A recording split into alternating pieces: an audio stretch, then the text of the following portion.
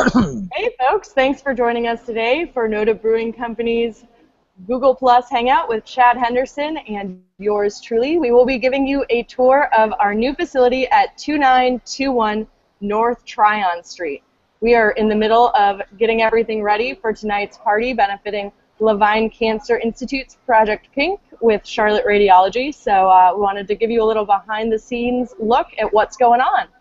We also have the wonderful ladies over at #TheSavageWay, Paula and Tori with us.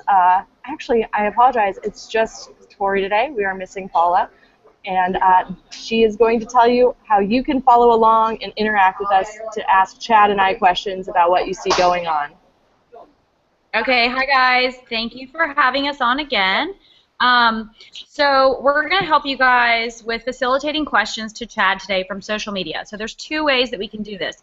If you're watching from Google Plus and you want to engage with us on the Questions app, in the top right-hand corner there'll be a little grid. If you click on that and turn on your questions, from there you can write in and talk to us. The other way is to simply tweet us and use the hashtag #NodaHangout. Okay, so from there we will get your questions to Chad and look forward to hanging out.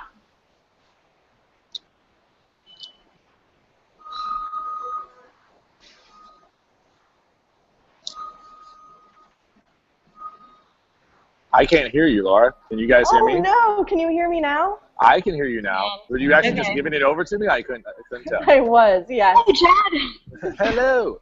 All you. I'm in a very large room with a much larger ceiling than what I'm normally accustomed to. Yeah, welcome to the new brewery side of No Brewing Company. We are still doing some construction back here. We haven't started brewing yet, but that should be happening relatively soon. It's kind of hard to really see from this angle the grandeur of the size of this place, but it's a lot larger land space than what we currently have to work with the brewery. The building that we're in is about 3 times the size of the current facility. So, and the Brewhouse area itself is actually a larger percentage of this building than our current facility's percentage of the 11,000 square foot building. We are moving everything up kind of as fours. We are going from a 15-barrel brew house, which basically means about 465 gallons of product, to a 60-barrel brew house, so it's 4 times the volume. As you can see around me, we got quite a lot of headspace to work with. Let's just kind of try to pan around. There's obviously still a lot of construction going on, but you can tell it's a lot more spacious. Now, you're probably wondering, where is everything? Well, that's because I'm standing next to it. And you see all these white tanks behind me. These are the actual cellar tanks that we have. Now, the white film on them is going to be coming off. So they look like nice, pretty shiny tanks on the inside. They just sort of wrapped right now for basically just transportation purposes. But let me actually switch this over so you can take a look at what we got going on here now. Okay, so basically this guy is a 240-barrel fermenter. We have 4 of them. This is one in the middle. There's the one on my right, and then we also have this one on the left, and then we also have one way on the corner back there that will be carrying the beer the wort to be fermented, and then we will transfer them over through our centrifuge, which is right here. This is twice the size of our normal centrifuge that we're doing. This is the Alpha Laval Brew 250. Currently, we're doing a Alpha Laval Brew 80. The number doesn't actually mean anything specific besides the model number, so it's twice basically the output of the old one. It will go through to the bright tanks, which are these 2 guys right here. Both of them are 240-barrel bright tanks.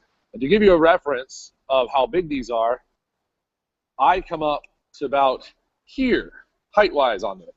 So you can kind of use that reference point right above that little knob on the side pole, and that's how big those guys are. So they are quite large. Now that's where the beer is going to get carbonated, and we'll be packaging them off through the canning line or through kegging.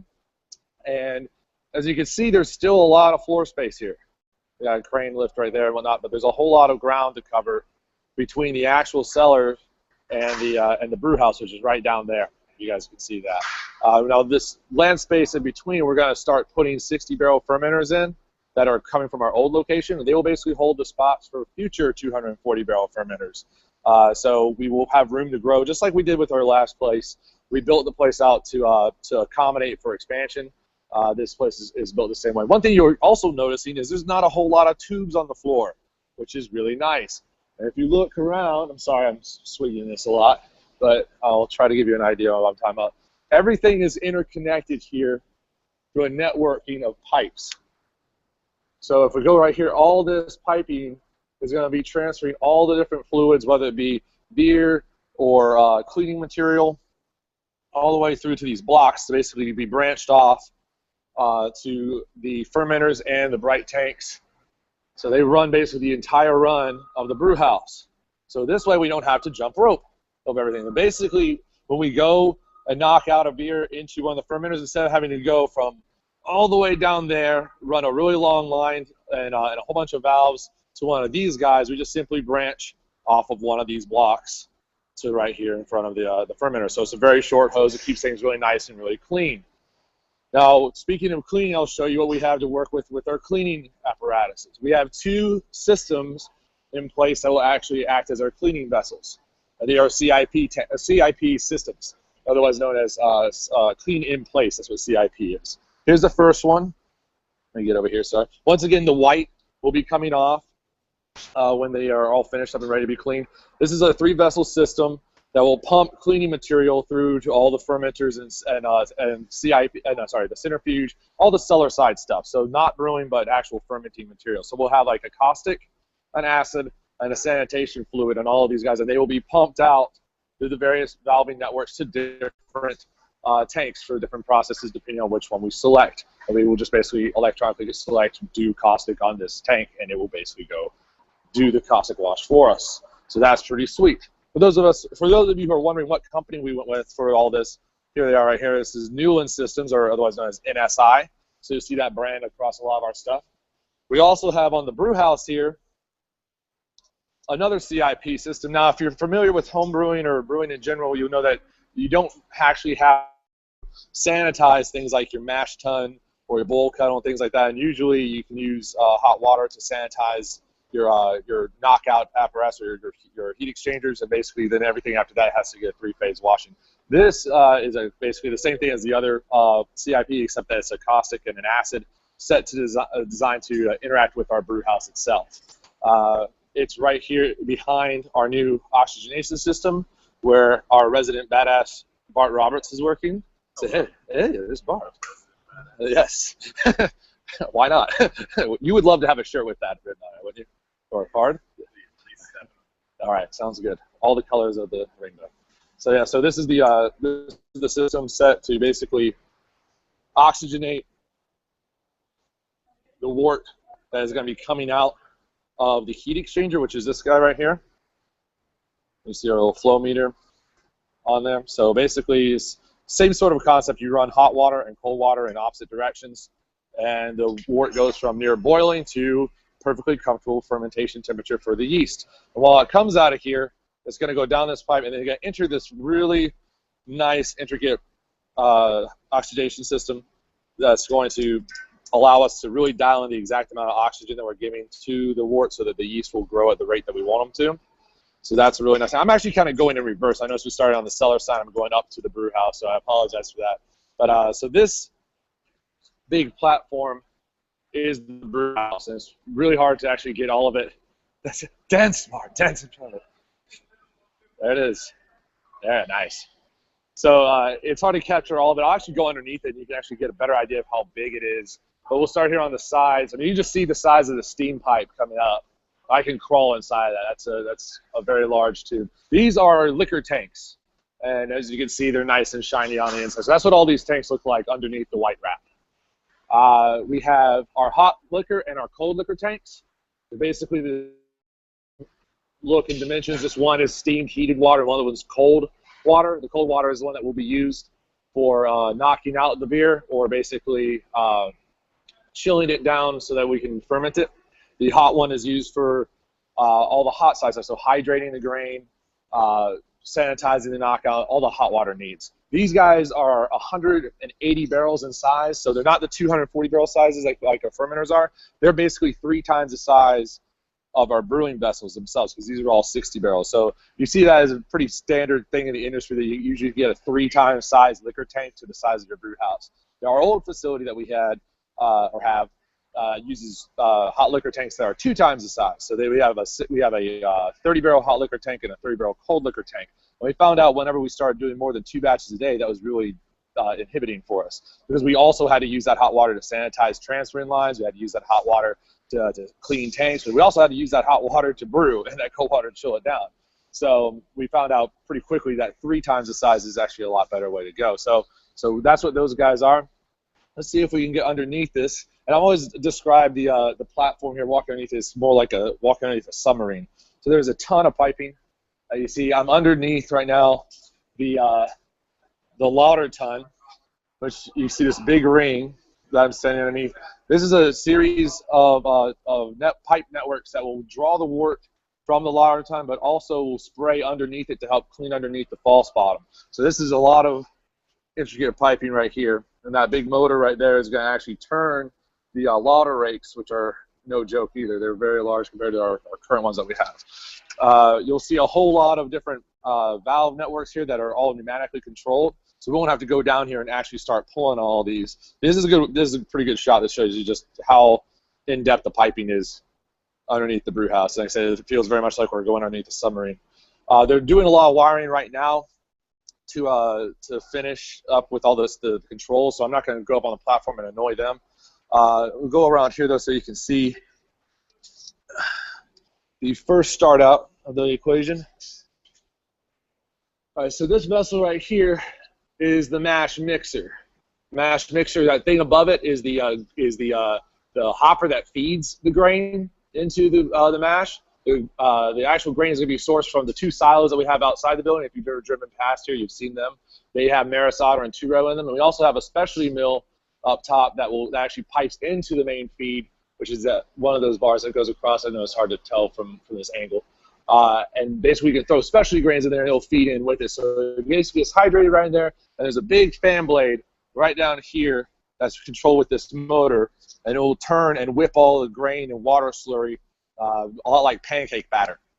And it spins it really violently, and there's blades on the side of the walls of this vessel, and what they will basically do is, as the waves start to occur from the turning of the fan blade, they will basically get broken off on those wings and blades, so they would actually constantly keep churning the mash. Now we can control this mash a lot better than we control the current mashing on our 15-barrel system, because right now all we can do is a 1-stage saccharification rest on our current system, which basically means that the hot water that we put in mixed with the lukewarm grain hits a temperature. That's the temperature you got. We can't really adjust it. I've tried many times and have failed and only slightly succeeded with way too much effort to cause different things like protein rests and mash outs and stuff like that. This, however, is jacketed, so we can actually start mashing it at a lower temperature for protein rest, around like 118 to 124 degrees. We can then raise the temperature up for saccharification rest, anywhere between 146 to 156, whatever we choose. And then we can also mash out with it and go over 160. Once that's done, we actually pump all the slurry of the grain and water through this piping network down to this really big pump, and it's going to go over to the lauter tun, where it's going to get slowly raked and recirculated over itself in order to get clarification. Now, when it's doing that, sorry for the sound, when it's doing that, it will actually run through what's called a spindle station. I'll run up there and show you guys that. And that actually has a sample port on it for us to sample the wort and basically check its pH, check its gravity. It also has a sight glass there that has a light behind it, and we actually check the clarity the entire time. So we can get full status of the wort as it's going through clarification. Once that's done, we'll start sparging and rinsing the grain, and it will be lautered over through the spindle station again and over to this vessel right here, which is the bowl kettle. And the bowl kettle's got a really cool upgrade with it too, but I'll get to that in a second. Once all the wort's out in there, we got a whole lauter ton full of grain.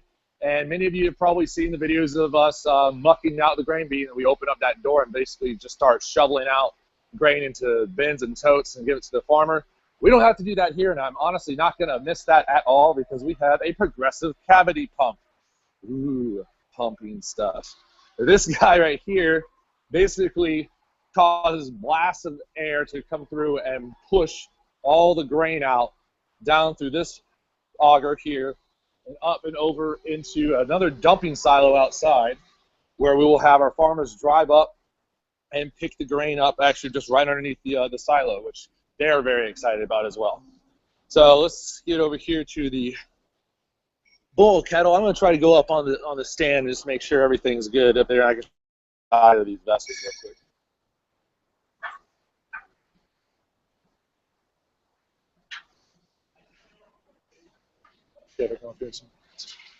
Okay, so we're up here now.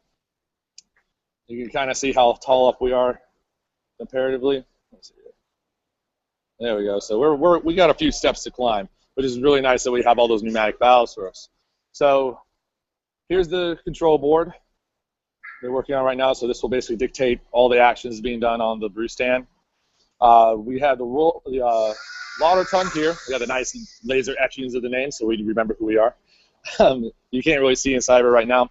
But as I was talking about that spindle station, this is the spindle station right here. It's basically a sink, and the wort's going to come up through here and back around when it's roll-offing or recirculating in the lauter ton, and also when it's transferring over to the bowl kettle. So while that's happening, there'll be a light right on here, and then it's going to illuminate the wort, and it's going to allow us to see how clear it is. And we can also take samples of it right here. We collect it in this little guy. And it'll be hot, so you don't want to, obviously burn yourself with it, or it will also hurt the instrumentation you're using. So we set it in here, and we turn this little knob, and basically we'll run cold water over it until it gets, it gets down to the right temperature that you want. And we can take a measurement of what we're trying to do. Now we can go over here to the bowl kettle.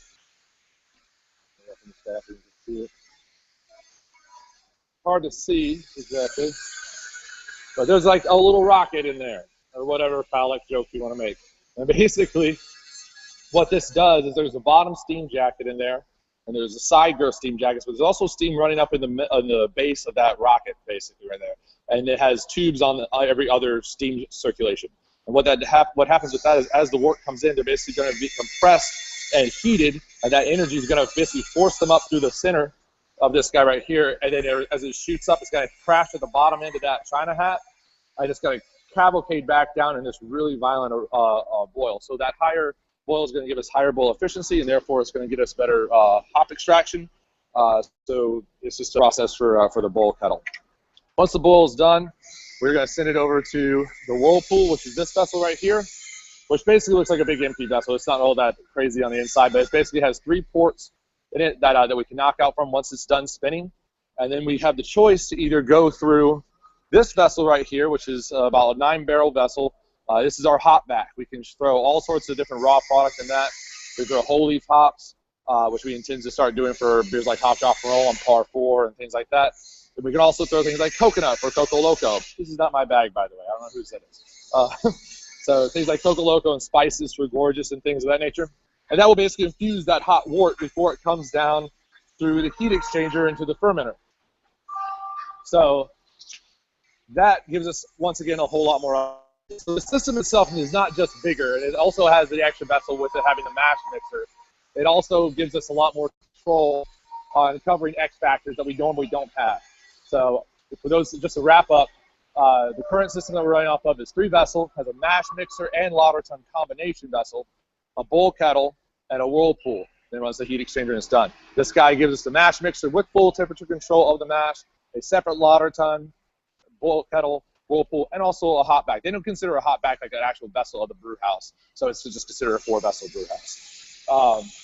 Yeah, she's pretty, and I'm looking forward to getting on her and getting to brewing. I'll show you guys the silos real quick outside, and then we'll start taking some questions. I know I've been talking for a while. I'm sure people are wondering some stuff. But by the way, this is the canning area that'll be going on. So the whole room here is dedicated just to packaging. This is the Leibinger line here. All these guys are fill heads. They there's 30 of them. They'll be able to do about 140 to 150 cans a minute, which is fast comparatively to the 30 that we're used to doing. As you come outside here, you can see our grain silos, which are right here. And they are already filled up with grain. There's 2 of them. They're facing Tryon right here. And they'll be augered in for the mashing process. All right.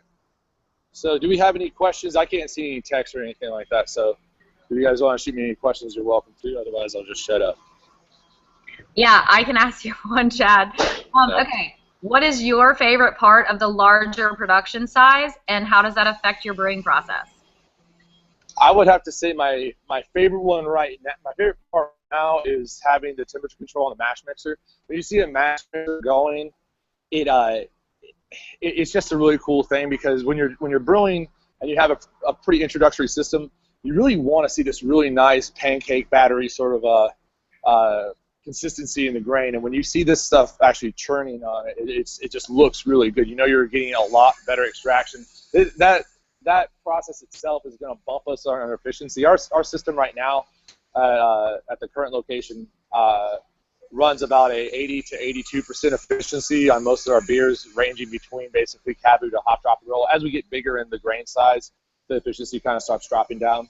On this guy, we should be experiencing anywhere between a 90 and a 94% efficiency. So that means we get more extraction of sugars per the amount of grain that we get in. So instead of it being 4 times the size of vessel, 4 times the output, and also 4 times the amount of inputting ingredients, it's actually more like 3.5 times the amount of input with 4 times the amount of outcome. So that's not so being able to have that controllability of the actual mash dynamic, being able to do a protein rest, be able to do a saccharification rest and the mash out. That's something I've always really wanted to do, and that's something I'm really looking forward to being able to do because it just allows us to account for so much more X factors in it. If we happen to get a batch of 2-row that happens to have higher protein than we were expecting, we can accommodate that with doing a protein rest and breaking those proteins down. We just can't do it on the current system that we're running. I may change my answer to the hop back, considering how much we like the whole leaf hops going into it. I have a good feeling like that's going to be a pretty major improvement for what we don't have one now, obviously, but I think that's going to be really fun additive. So any questions? Chad, can you tell us when you think we may start brewing on the new system? As far as doing testing and making sure it all works and running some things like that through it, probably within the next couple days to a week.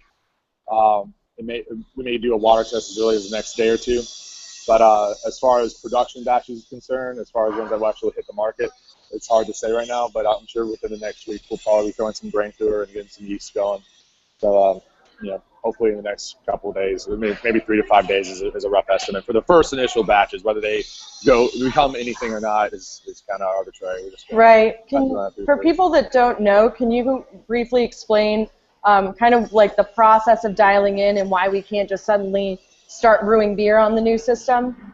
Yeah, basically, for one, as you probably saw, there's a lot of things on it. There's a lot more pipes, there's a lot more valves, there's a lot more valves that are not simply just open and shut with your hand. They're pneumatically controlled, and if there's something wrong with the air pressure, a valve may not shut all the way. So we have to test all those things out to make sure that they're actually working. We also have to make sure that our mill's dialed in the right way. So when the grain gets cracked, the level and degree that you crack it is going to dictate a lot of how much sugar you're going to be able to extract out of it. So that's a different mill than we have at our other place. It's not like we're going to just crack it over there and bust it over here. So that's a factor we'll have to dial in as well. It's a lot of dialing in stuff.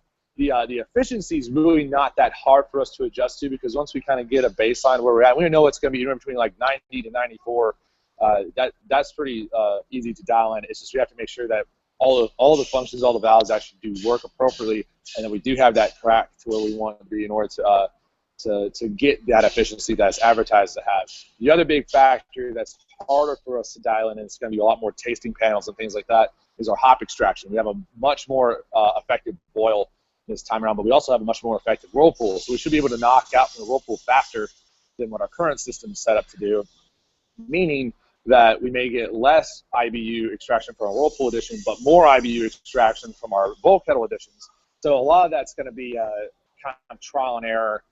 We could start in a kind of a guesstimate in a gray area and just kind of see where that gets it. And if it's pretty close, then we can dial it in from that point. But if it's pretty far off, then obviously that's going to take a couple more batches in order to dial in. So it's just trying to get it, right where you want. You don't want to send out jam session in the market and it really just be jam session triple IPA. It's like 1,000 IBUs when you didn't mean it to be.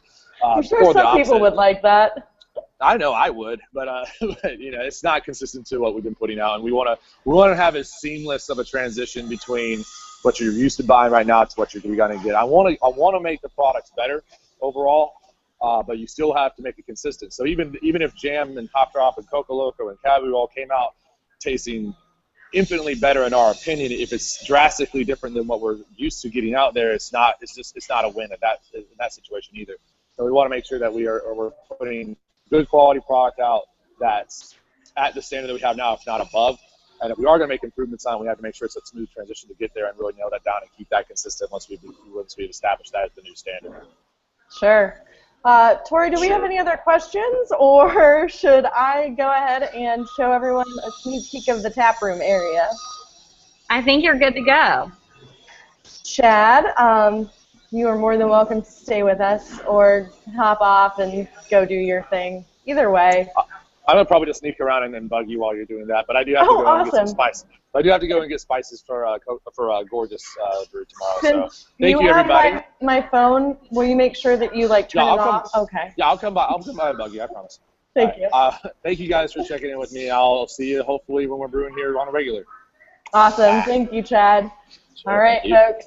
So this is our lovely parking lot, which is going to have much, much, much more parking than what we currently do at our facility over on North Davidson.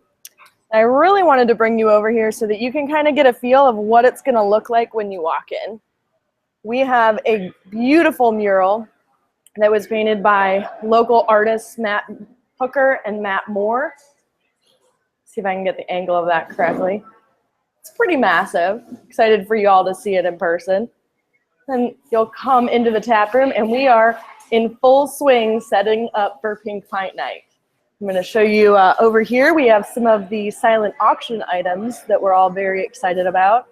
I believe we have a Yeti cooler, an iPad, all sorts of awesome stuff.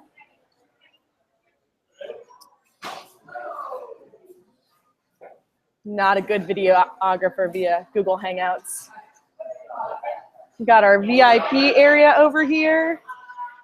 Everybody's hanging out, listening to some awesome old school rap. And here's our main bar. We have 116 tap tower in the middle. This is one of the 2 8 tap towers. Kind of a sneak peek of what we're going to have on draft tonight. Oh, look, here's Chad. Oh, hello.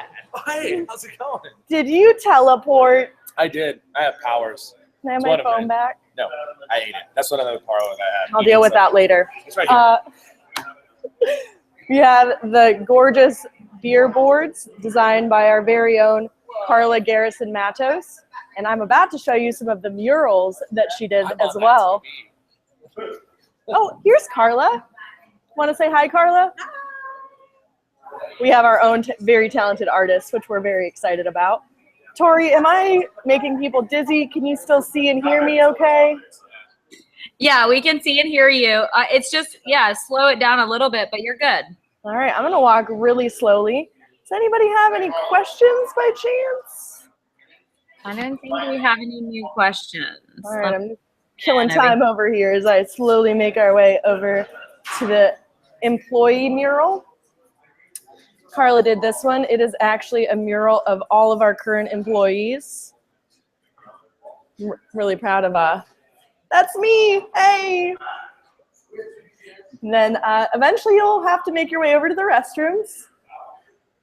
And you can see we have our Coco Loco can on the wall to show you which is the men's and which is the ladies. Eventually you would walk out of these doors to do a live tour of the brew house. But given that it's still under construction, that won't be taking place for a little while longer. Hope we see you all here tonight. We're really excited to share a new location with you and get things up and running, especially since the proceeds from tonight will benefit Levine Cancer Institute's Project Pink. We want to give a huge thank you to Charlotte Radiology for putting on this event. A few things I'm not going to show you are the sidebar that leads to the outdoor patio area and a massive tent that we have set up so that everybody can stay dry just in case it rains. You'll have to come see that cool stuff for yourself. Thank you, Tori, so much, and we'll see you all next month. If you have any friends that want a tour of the brewery before we're able to offer that, please feel free to share this video with them so they can get a little motion sick, and see all the cool stuff we've got back in the brew house. Take care, guys. Bye.